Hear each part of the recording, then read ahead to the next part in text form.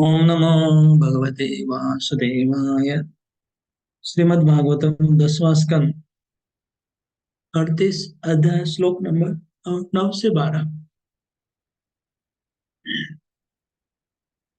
द्रक्ष्यामि नूनम् सुखपोलनासिकम् स्मितावलोकारुणकञ्जलोचनम् मुखं मुकुन्दस्य गुडालकावृतम् प्रदक्षिणं मे प्रचरन्ति वै मृगाः। आप्याद्य विष्णोर्मनुजत्वमेयुषो भारावतारस्य भुवो निजेच्छया लावण्यधाम्नो भवितोपलम्बनम् मह्यं न स्यात् फलमञ्जसादृशा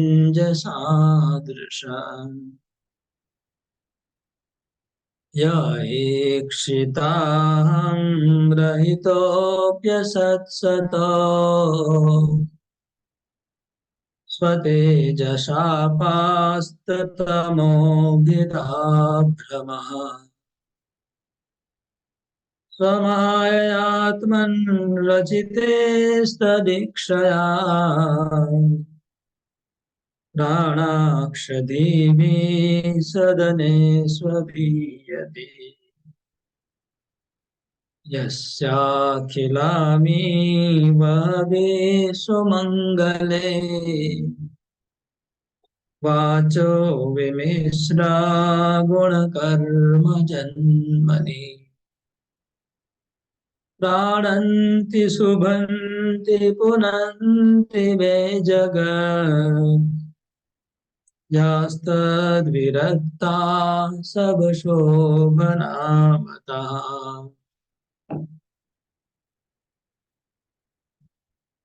अनुवाद। अक्रूर मन में चिंता कर रहे, सोच रहे, मैं अवश्य अवश्य उन प्रेम भक्ति दाता मुकुंद के उस मुख कमल का आज दर्शन करूंगा। ओह कितना सुंदर है कि वह मुखारविंद मरकत मणि के समान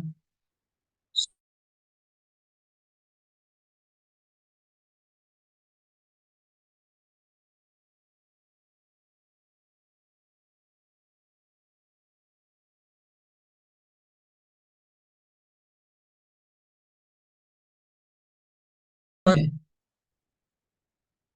प्रेम भरी चितवन है, कमल से कोमल अरुण लोचन है और कपोलों पर घुंघराली अलकें लटक रही हैं। मेरा यह मनोरथ अवश्य ही सफल होगा, क्योंकि अति शुभ सकन हो रहा है। नरेन मेरी दाईं ओर से निकल रहे हैं। स्वयं श्री कृष्ण भगवान पृथ्वी का भार उतारने के लिए स्वेच्छा से मनुष्य जैसे लीला कर रहे हैं। वे संपूर्ण लावण्य के धाम है, सौंदर्य की मूर्तिमान निधि है। आज मुझे उन्हीं का दर्शन नहीं होगा, अवश्य होगा।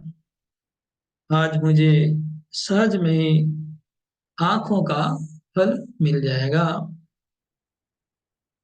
भगवान इस कार्य और कारण के रूप में जगत के दृष्टा मात्र हैं, किंतु उन्हें दृष्टा होने का अहंकार नहीं है।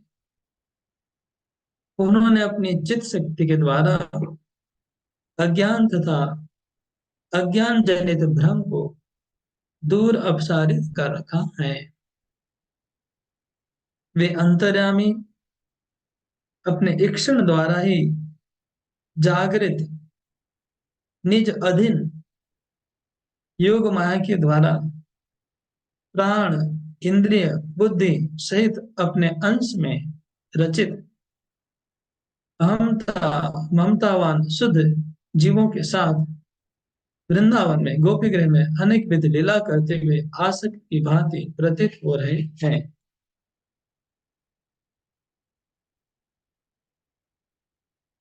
जब समस्त पापों के नाशक उनके परम मंगलमय गुण कर्म और उनकी जन्म की लीलाओं से युक्त होकर वाणी का गान करती हैं,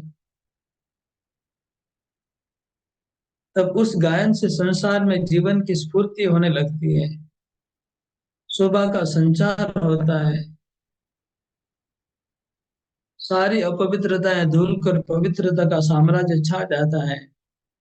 परंतु जिस वाणी से उनके गुण लीला और जन्म की कथाएं नहीं गाई जाती, वह तो मूर्ति को सजाने के समान व्यर्थ है।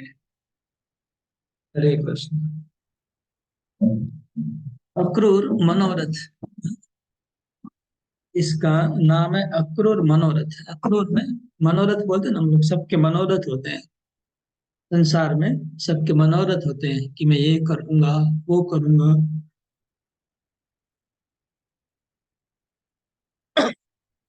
हरे कृष्ण। अक्रूर का मनोरथ क्या है? अक्रूर मनोरथ है, सोच रहे हैं मन में अक्रूर जी,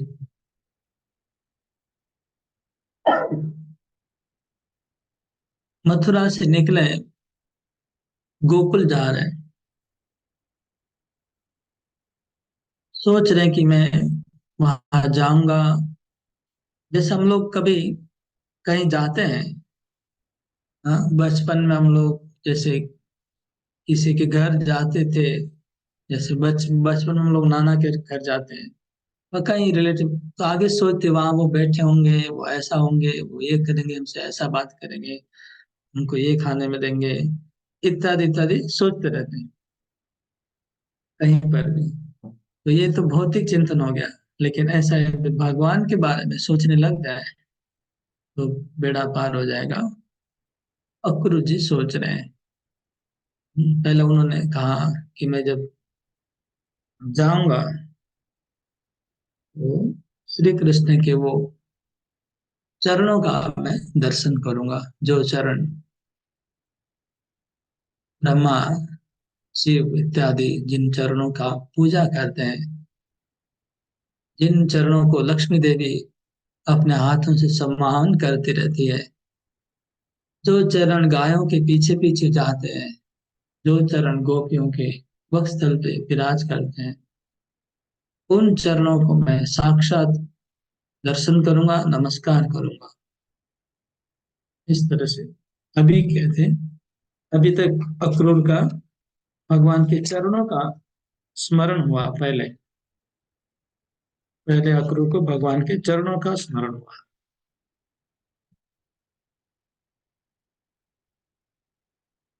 पहले तो उन्होंने ये सोचा कि मेरा भाग्य कैसे हुआ भगवान को दर्शन करने का, क्या पुण्य किया। फिर सोचा कि नहीं, मैंने ऐसा कोई पुण्य नहीं किया, मैं तो अधम पतित हूँ, लेकिन भगवान की कृपा, अहेतु की कृपा है।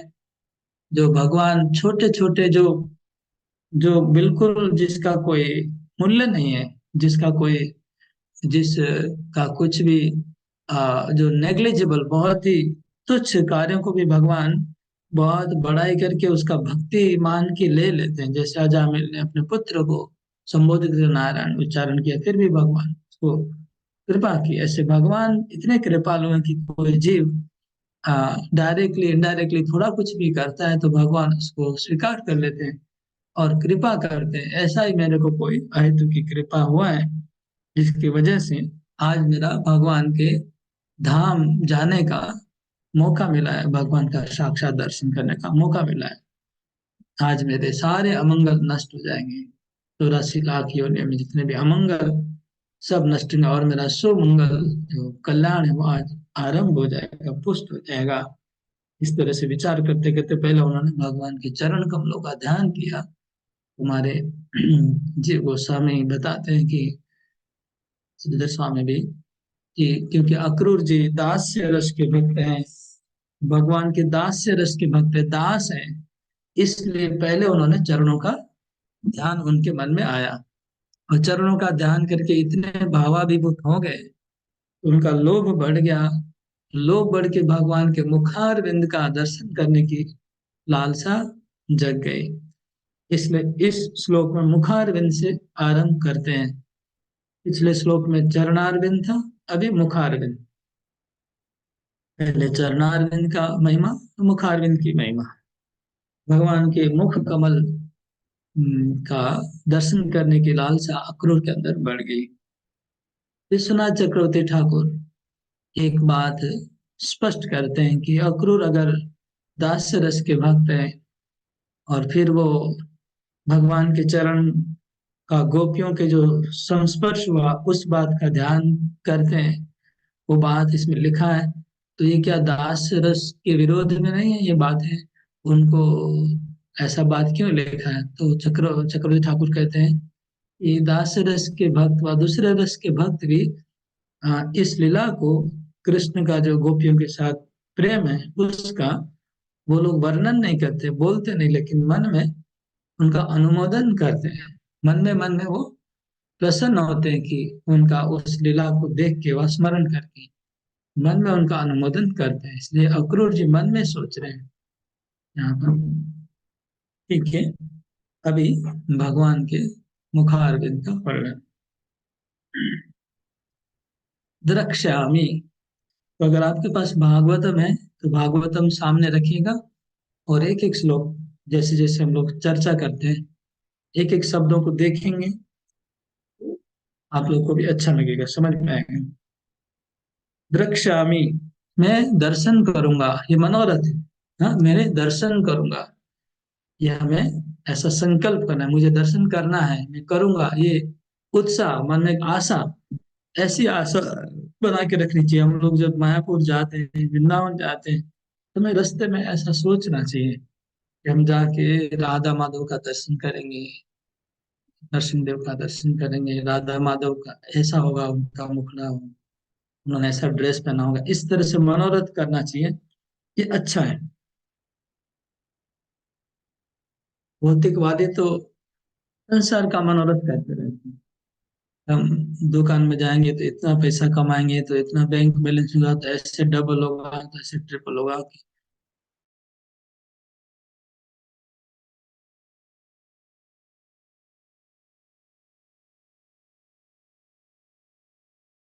कि अभी बहुत जमीन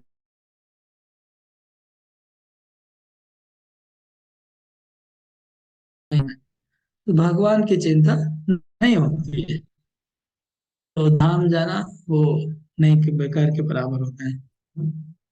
तो हमें इस तरह से सोचना चाहिए, जैसे अक्रूर केवल भगवान का ध्यान कर रहे हैं और सब कुछ भूल चुके हैं, और कुछ उनके दिमाग में नहीं, केवल भगवान का ही चिंता छा गया उनके हृदय में। द्रक्ष्यामि, मैं दर्शन करूंगा, नूनम, निश्चित रूप से। अभी मुझे पक्का विश्वास हो गया, पहले हुआ कि क्या मैं योग्य हूँ, भगवान का दर्शन मुझे होगा? मैंने तो कोई अच्छा काम नहीं किया है, कैसे मुझे दर्शन होगा? अभी कहते हैं निश्चित रूप से मैं दर्शन होगा मेरे को।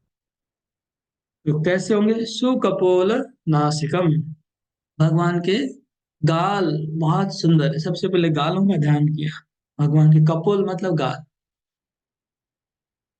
भगवान के दोनों गाल बहुत चिकने हैं, बहुत सुंदर है, और नासिका बहुत सुंदर है। अनुवाद में तो ये लिखते हैं कि सुख के जैसे, सुख मतलब तोता, सुख व तोते के जैसे नाक बहुत ऊंचा और सुंदर और राउंड होता है। तो ऐसी नासिका बहुत कम लोगों की होती है, सुख पंछी के जैसे। सुख पंछी जैसी श्री कृष्ण की सुंदर नासिका है, और स्मितावलोकन, और भगवान के मुखारविंद पे एक स्माइल है, एक स्मित है, स्मित है, स्माइल है, एक मुस्कान है। वो मुस्कान का, मधुर मुस्कान का मैं दर्शन करूंगा, स्मितावलोकन। अरुण कंज लोचनम, और उनकी लोचनम, भगवान की आंखें, वो कैसी है? कंज लोचनम। हम लोग हाँ, राम स्तुति में गाते हैं, नव कंज लोचन कंज मुख कर कंज पद कंजारुणम। कंज लोचन, इनकी आंखें, कंज मतलब कमल का फूल, पंकज। पंकज लोचन है श्री कृष्ण, जिनकी आंखें कमल के जैसी है। अरुण, अरुण कमल, अरुण कमल। कमल अलग अलग प्रकार के होते हैं, सफेद होते हैं, नीले होते हैं। हाँ, यहाँ पर अरुण रंग के कलर, कलर पिंक कलर। तो पिंक कलर के जो पंकज है, कमल है, वैसी भगवान की आंखें भी उस प्रकार की हैं। मतलब उसमें करुणा है, करुणा होने से अरुण, अरुण होता है, आंखें अरुण होती है। अरुण वदन करुण, ध्यान है। मुखम मुकुंदस्य, उनका मुखारविंद में देखूंगा। पहले उनके गाल सुंदर है, उनकी नासिका सुंदर है, और अरुण कमल की जैसी उनकी आंखें।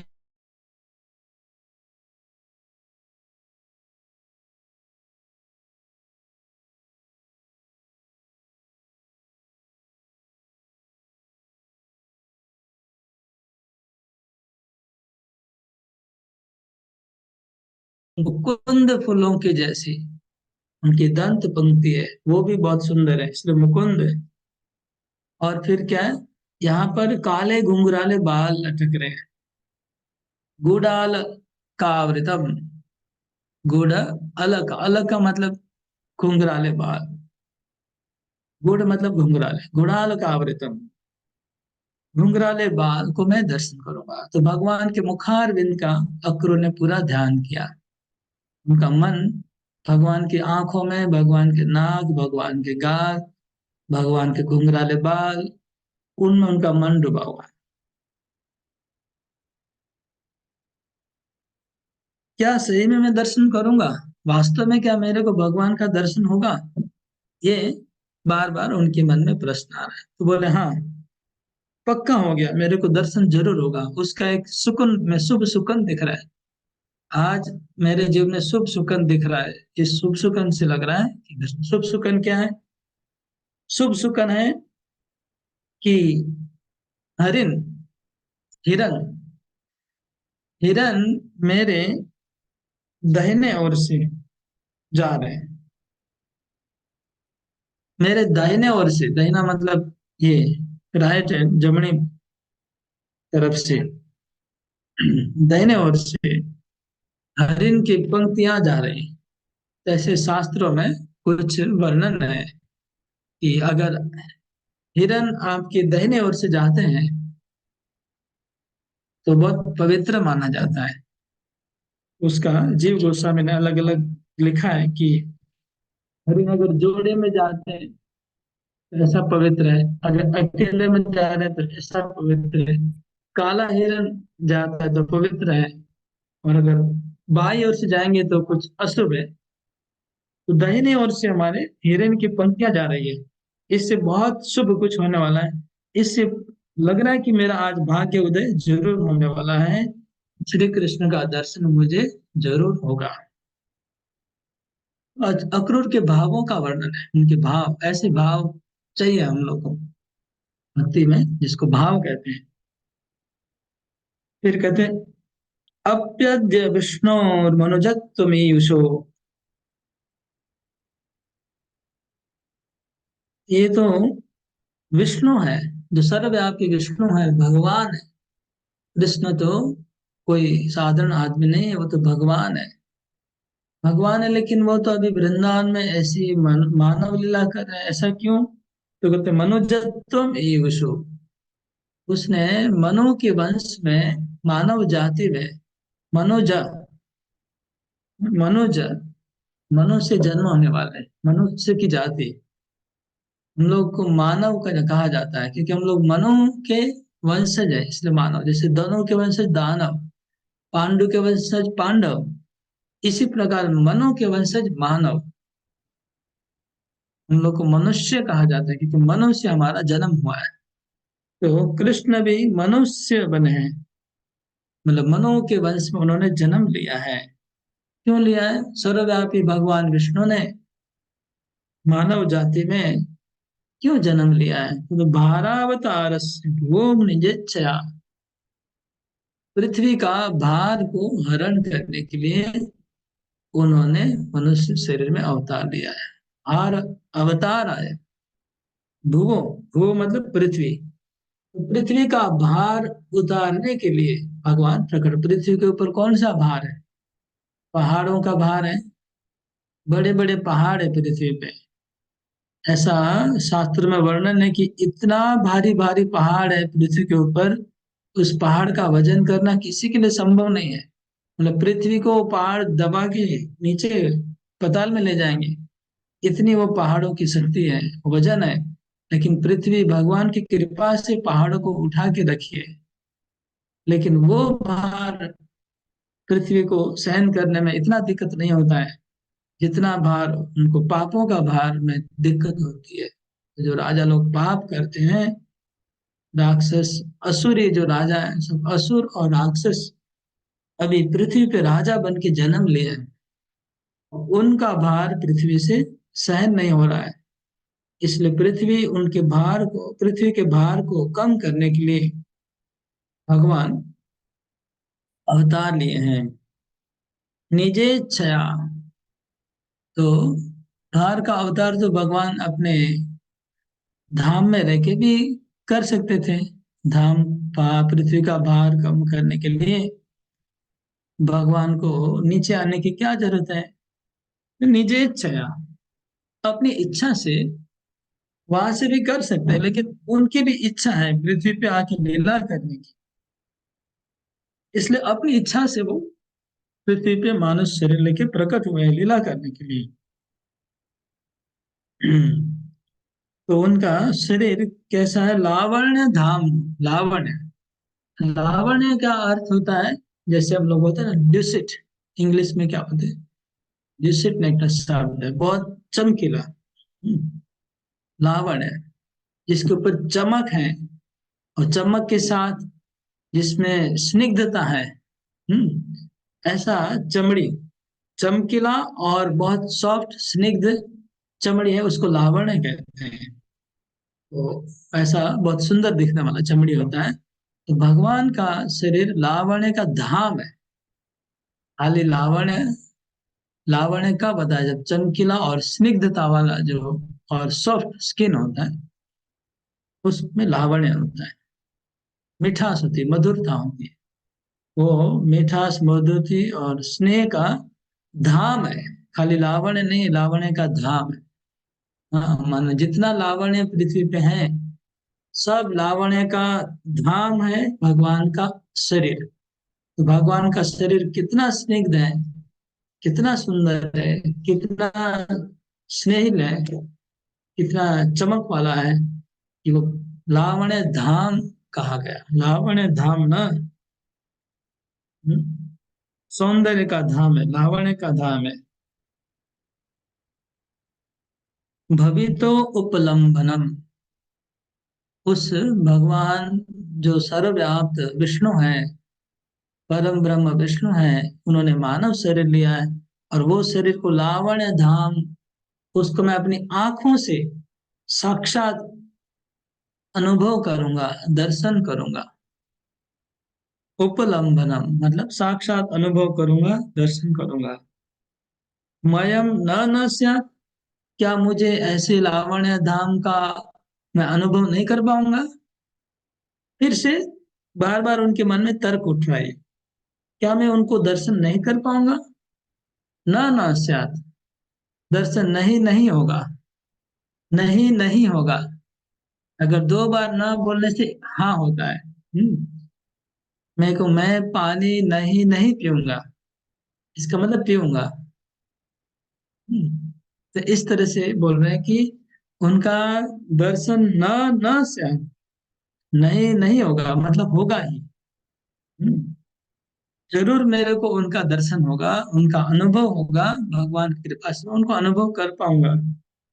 और अंजसा दृशा, मेरी आंखों का फल होगा। पिछले श्लोक में कहा था कि मानव शरीर का मेरा आज फल प्राप्ति हो गई।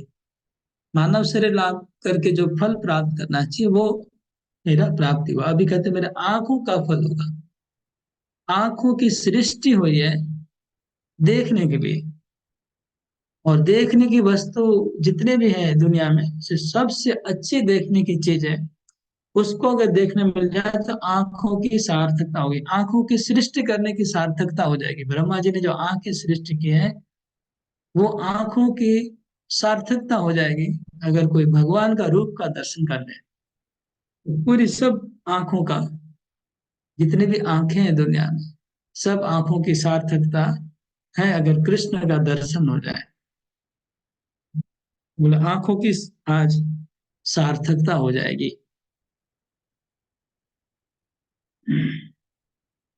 दृश्य देखने वालों, जितने भी देखने वाले हैं, देखने की सबसे बढ़िया चीज है कृष्ण का रूप, वो दर्शन होगा। यह इक्षिता अहम रहितो अपि असत सतो। वो कृष्ण इक्षिता, वो दृष्टा है। वो दृष्टा है, किसके दृष्टा है? असत सत। सत और असत, इस जगत दो चीजों से बना है, सत और असत से बना है। असत मतलब ये जो संसार में दिख रहा है वो असत है, और सत मतलब इसका कारण है। तो कारण और कार्य, ये दोनों के दृष्टा भगवान है, मतलब दोनों के ऊपर है भगवान, उनको सृष्टि करने वाले हैं। लेकिन अहम रहित, फिर अहंकार रहित है भगवान। सृष्टि करते हैं लेकिन उनमें अहंकार नहीं होता है कि मैं इस जगत की सृष्टि कर रहा हूं, ऐसा अहंकार नहीं भगवान के अंदर। भगवान करता है लेकिन कर्ता का अहंकार उनमें नहीं है। भगवान दृष्टा है लेकिन देखने का अहंकार नहीं है। इसमें अहम रहित तो लिखा है, अहंकार रहित है। गीता में तीसरे और चौथे अध्याय में भगवान कहते हैं कि मैं इस संसार का सृष्टि करके भी सृष्टा नहीं हूँ। मैं पूरा जगत का पालन करता हूँ लेकिन मैं पालन करता नहीं हूँ। मतलब भगवान इससे लुप्त नहीं है, लिप्त नहीं होते, भगवान इससे दूर रहते हैं, अलूफ रहते हैं, अलिप्त रहते हैं, लिप्त नहीं होते हैं। तो भगवान बोलते हैं ऐसा जो मुझे जान जाएगा कि मैं लिप्त नहीं होता हूँ वो भी इस संसार से मुक्त हो जाएगा। उसको भी संसार से लिप्त नहीं होगा, वो भी जो जान जाएगा भगवान को। तो कहते हैं स्वतेजसा अपास्त तमो विदा भ्रम। तो भगवान इस संसार को सृष्टि करते हैं और उनके कर्ता है, उसके दृष्टा है, ज्ञाता है, भुगता है। ये करने के बाद भी अहंकार रहित कैसे रह सकते हैं? तो उसका उत्तर देते हैं स्वतेजसा, अपने स्वयं तेज प्रकाश से। तम मतलब अंधकार, अपने खुद के प्रकाश से वो अंधकार को दूर करके रखते हैं। प्रकाश से अंधकार, तो क्या, कौन सा प्रकाश? ज्ञान। ज्ञान के प्रकाश से भगवान अज्ञान को दूर रखते हैं। ज्ञान को, अज्ञान को दूर करने में क्या मेहनत होती है? प्रकाश को, अंधकार को दूर करने में कोई मेहनत होती है? सूर्य का प्रकाश है, सूर्य प्रकाश जहां जहां जाता है वहां अंधकार नहीं रहता है, अंधकार उससे दूर रहता है। क्योंकि अंधकार को हटाने में सूर्य प्रकाश को कोई कठिनाई होती है, मेहनत होती है? नहीं, स्वाभाविक है। इसी प्रकार भगवान का ज्ञान इतना है तो अज्ञान उनसे दूर रहता है। इसलिए लिखा है स्व तेजसा अपास्त तमो, और भ्रम, भ्रम भी दूर रहता है। विदा भ्रम, द्वैत का भ्रम, द्वैत का भ्रम भगवान से दूर रहता है। भ्रम मतलब माया, तो माया भी जो भ्रम है वो भगवान से बहुत दूर है। द्वैत भ्रम नहीं है, दो का भ्रम नहीं है। द्वैत भ्रम, दो का भ्रम, जो सुख दुख, अच्छा बुरा, लाभ हानि, जय पराजय, ये भौतिक संसार का जो द्वैत है, द्वंद है, ये द्वंद से भगवान बहुत दूर है। भ्रम, ये भ्रम भगवान में नहीं आ सकता है। भगवान को सब दिखता है, एक जैसा ही दिखता है, एकाकार सर्वम खलुदम ब्रह्म, सब दिखता है भगवान को। तो कैसे दिखता है? स्वमाया। तो फिर वो जगत की सृष्टि कैसे करते हैं? बोले स्वमाया आत्मन रचिते। भगवान अपनी अंतरंगा शक्ति से अपने अंदर ही रचना करते हैं। अपनी अंतरंगा शक्ति से अपने में ही रचना करते हैं। तदीक्षया। और भगवान उसको दर्शन करते हैं। प्राणाक्षदी भी सदनेश यति। और भगवान उस, तो यहाँ पर थोड़ा समझने वाली बात है। भगवान अपनी अंतरंगा, अपनी शक्ति में अपने में ही सारे संसार की रचना करते हैं। भगवान अपनी शक्ति से अपने अंदर, अपनी शक्ति से अपने अंदर सारे संसार की रचना करते हैं। रचना करके तदिक्षया उनको भगवान देखते हैं, मतलब उनके दृष्टा बनते हैं। भगवान खुद, खुद ही वो बने हैं और फिर तो उनके अलग हो जाते हैं, अलग हो जाके उनको देखते हैं। ये अर्थ हुआ। भगवान खुद ही बने हैं लेकिन बन के भी वो अलग बने रहते हैं।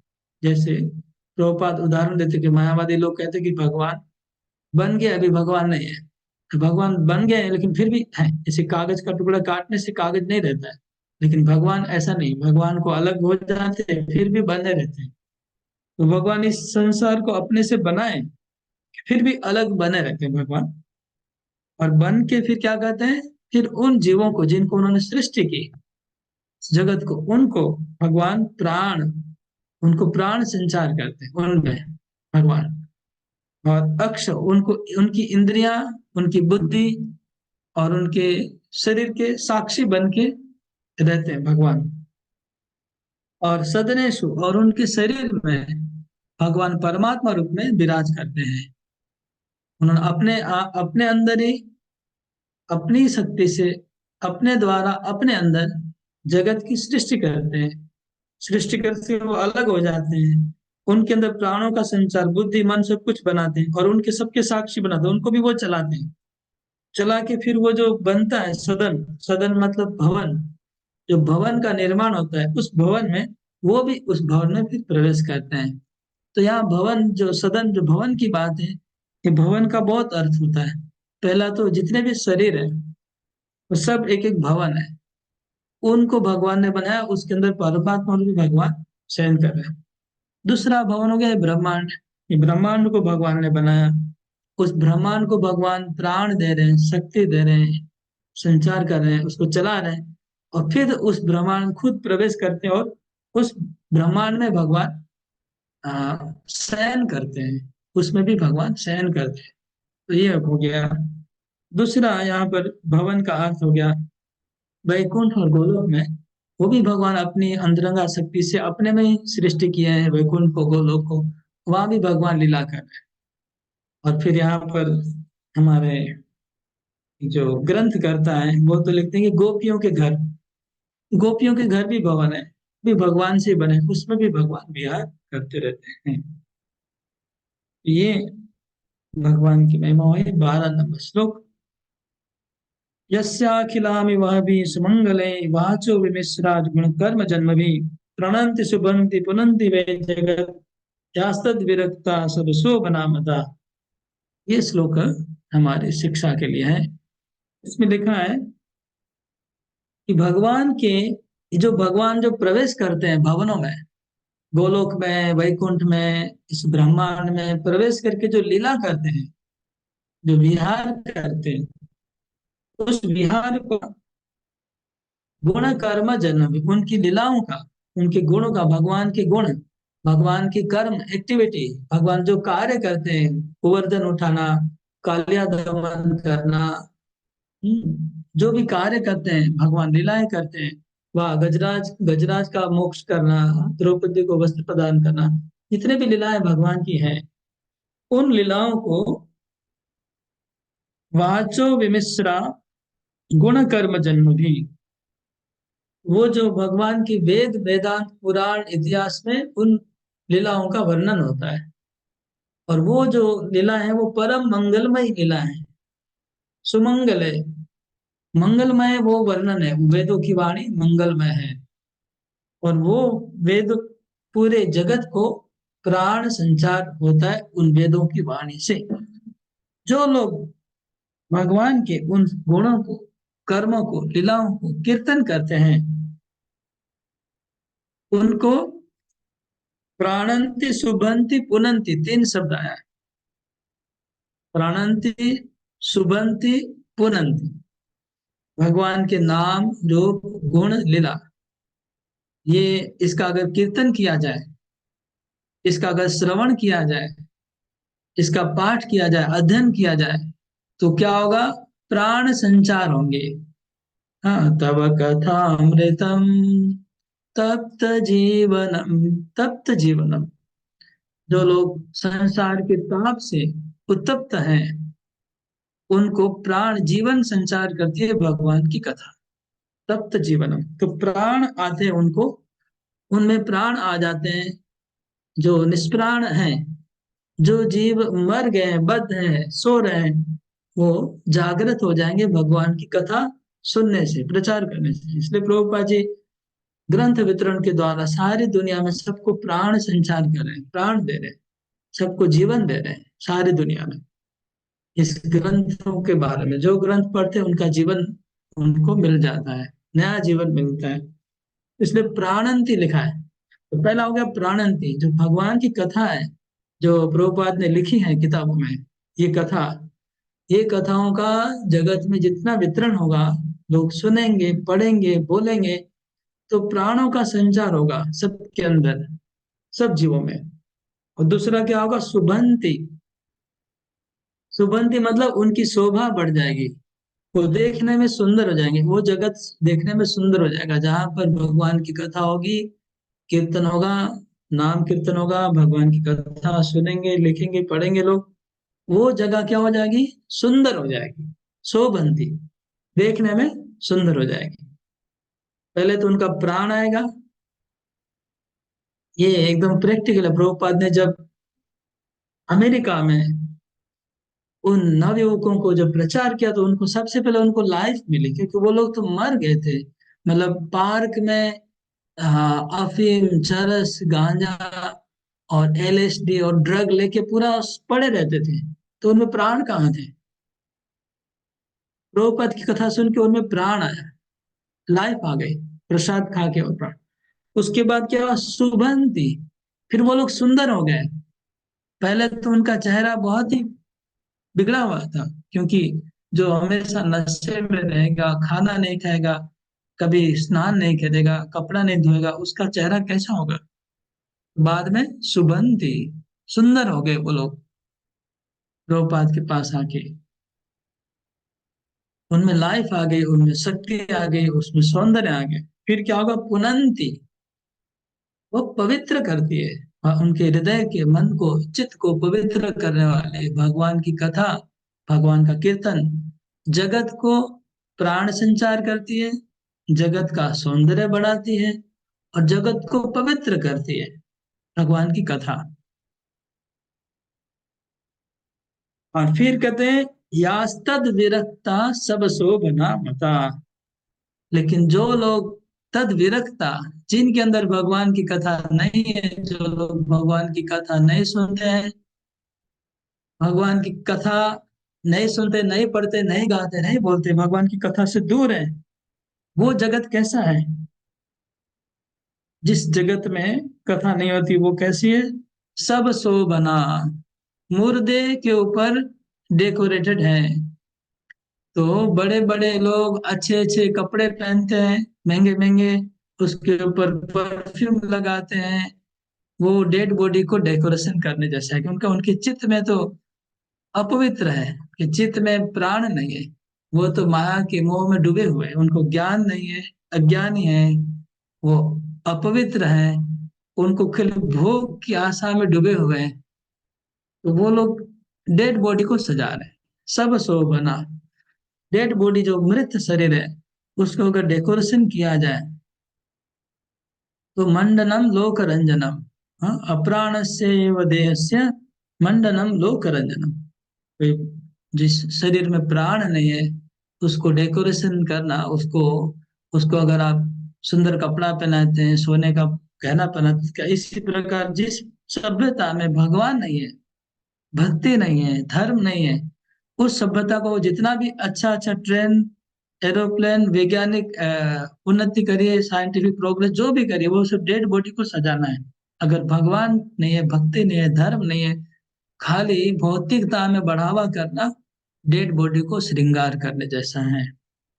तो हम अक्रूर जी बोल रहे हैं, खुद अक्रूर जी ये बात बोल रहे हैं, और कोई नहीं। तो अभी वर्तमान में डेड बॉडी को ही सजाया जा रहा है, ये लोग डेड बॉडी को सजा रहे हैं, और हम लोग वो डेड बॉडी को प्राण, उसमें प्राण संचार करने का प्रयास कर रहे हैं। तो प्रभुपाद डेड बॉडी को जीवित करने का प्रयास कर रहे हैं, प्रभुपाद के भक्त लोग, और वो लोग डेड बॉडी को सजाने में लगे हुए हैं। तो अगर उसको हम लोग प्राण संचार कर देंगे, फिर वो लोग सजाएंगे तो अच्छा है, दोनों का काम एक साथ अच्छा बन जाएगा। लेकिन प्राण नहीं है और खाली सजाते रहेंगे तो मुश्किल होगा। इसलिए बहुत अच्छा ये बात है। हरे कृष्णा। तो आप लोग को ये याद रहेंगे, याद रख सकते हैं मेरे ख्याल से। पहले तो भगवान का मुखारविंद का सुंदर वर्णन हुआ, उसके बाद भगवान का अवतार लेने का कारण बताया गया, क्यों अवतार ले रहे हैं भगवान। फिर हमने तीन शब्द भगवान की कथा, भगवान क्यों अवतार लेते हैं, ताकि उनकी कथा लोग बाद में कीर्तन करेंगे। तो कीर्तन करने से तीन शब्द बताया, प्राणंति, शुभंति, पुनंति। और सब शोभना, डेड बॉडी, सबका डेकोरेशन, सब मतलब डेड बॉडी, मृत शरीर, उसका डेकोरेशन है। हरे कृष्ण, हरे कृष्ण, कृष्ण कृष्ण हरे हरे, हरे राम, राम राम हरे हरे। बोलो प्रभुपाद की जय। ओ, हाँ, किसी का आप लोग नोट भी करेंगे तो अच्छा है, क्लास के साथ साथ। आप लोग के बाद में याद नहीं रहेगा, एक एक श्लोक का जैसे डिस्क्रिप्शन किया जा रहा है, तो उसका नोट कर सकते हैं। बुक के अंदर बालक डायरी में नोट करिएगा तो आप लोग को बाद में बहुत काम में लगेगा नोट। हरे कृष्ण।